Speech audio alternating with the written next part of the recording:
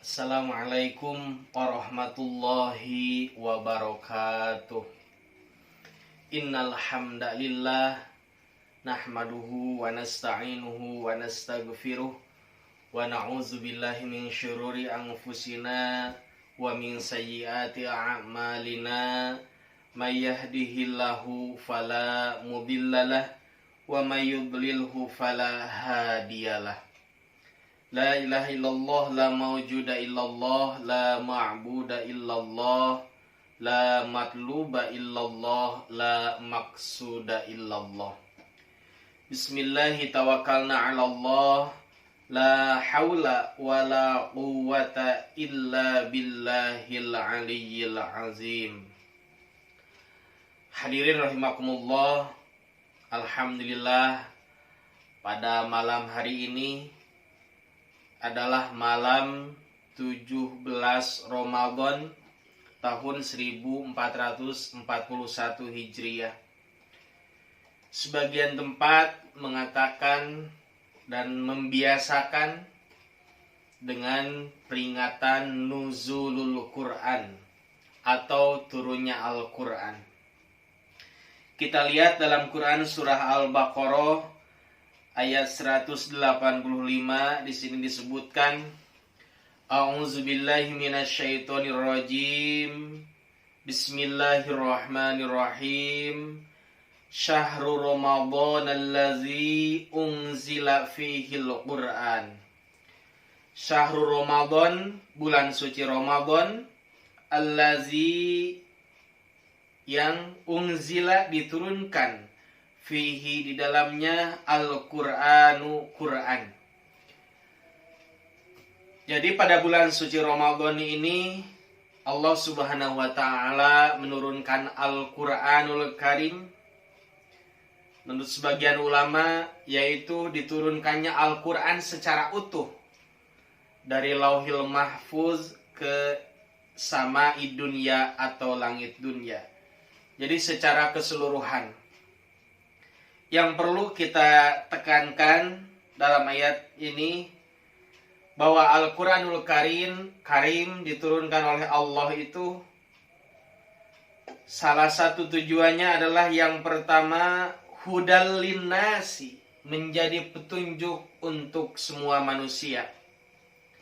Jadi hadirin rahimakumullah, Al-Quran adalah sumber dari segala sumber yang harus dijadikan oleh kita sebagai pedoman hidup. Atau istilah lain, ada yang mengatakan bahwa Al-Quran is way of life atau rule of thinking. Karena memang Allah Subhanahu wa taala sengaja menurunkan Al-Quran sebagai hudal linnas, sebagai petunjuk bagi manusia. Termasuk juga wabayyinatin minal huda wal furqan, dan sebagai penjelasan dari petunjuk, wal furqani, dan sebagai pembeda mana yang benar, mana yang salah. Insyaallah kita sebagai umatnya Nabi besar Muhammad sallallahu alaihi wasallam, kita semua wajib mengimani Al-Quran sebagai pedoman hidup kita dan wajib mengamalkan Al-Quran. Tetapi sebelum mengamalkan Al-Quran, pasti kita membaca terlebih dahulu ayat Al-Qurannya, kemudian terjemahnya, tafsirnya, dan lain sebagainya, sehingga kita dapat mengamalkan Al-Quran dalam kehidupan sehari-hari. Hadirin rahimakumullah, selanjutnya faman syahida minkumus syahra falyasumhu. Barang siapa yang menyaksikan di antara kalian asyahra, bulan itu, falyasumhu, maka berpuasalah. Disinilah ada metode yang disebut dengan ru'yatul hilal atau melihat bulan, dan ada juga metode hisab untuk menentukan kapan kita melaksanakan ibadah saum Ramadan. Akan tetapi wa man kana maridon, dan barang siapa yang sakit, au ala safarin, atau berada dalam sebuah perjalanan, fa'iddatum min ayyamin ukhar, maka diperkenankan mengganti pada hari-hari yang lainnya. Sakit atau dalam perjalanan, tapi sakit yang bagaimana yang diperbolehkan untuk berbuka puasa sehingga tidak melaksanakan puasa Ramadan, dan perjalanan yang bagaimana yang perlu kita ketahui sehingga kita diperbolehkan untuk berbuka. Artinya sakitnya sakit yang diutarakan langsung oleh tim medis atau dokter sehingga kita tidak asal-asalan.